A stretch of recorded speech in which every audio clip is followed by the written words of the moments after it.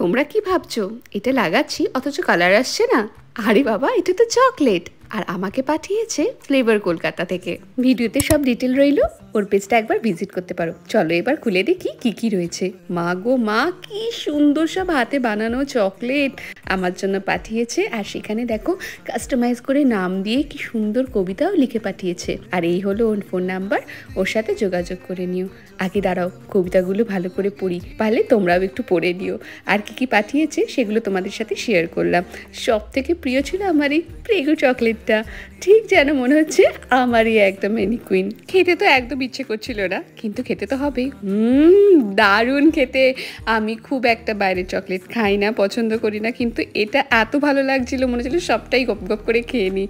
তোমরা যারা আপকামিং ফেস্টিভ্যালের জন্য নিজেদের লোকদের গিফট দিতে চাইছো এত সুন্দর কাস্টমাইজ হিসেবে, এটা কিন্তু একবার ট্রাই করতে পারো। খেতেও ভালো, গিফটের জন্য খুব ভালো।